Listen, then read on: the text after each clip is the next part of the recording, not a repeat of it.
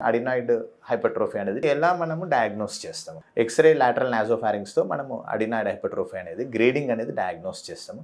Once diagnose చేసిన తర్వాత దీనికి ట్రీట్మెంట్ ఆప్షన్స్ అనేటివి ఏంటి? సో, ప్రీవియస్‌గా అయితే అడినాయిడ్ హైపర్ట్రోఫీకి ట్రీట్మెంట్ ఆప్షన్ అనేది ఓన్లీ సర్జికల్ ఉండే. కానీ ఇప్పుడు నాన్ సర్జికల్ వితౌట్ సర్జరీస్ కూడా మనము అడినాయిడ్ హైపర్ట్రోఫీ అనేది ట్రీట్ చేయొచ్చు. ఏం ట్రీట్మెంట్ ఆప్షన్ అంటే మనం దానికి కాజేటివ్ ఏజెంట్ ఏంది, రికరెంట్ ఇన్ఫెక్షన్స్ రావడానికి, అలర్జీ ఏమన్నా ప్రాబ్లమ్ అవుతుందా చూసుకోవాలి. Suppose kid is allergic to something, మనం అలర్జిక్ ప్రొఫైల్ చేసేసుకొని అలర్జీ ప్రొఫైల్‌లో గనక పాజిటివ్ తెలిస్తే దానికి సంబంధించిన anti allergic medication and immunity boosters, avoiding of allergens చేసుకోవాలి. అది treating the allergies if child is allergic to something.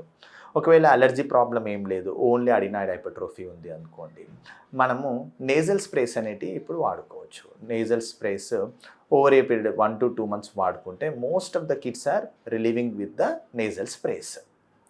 Okay.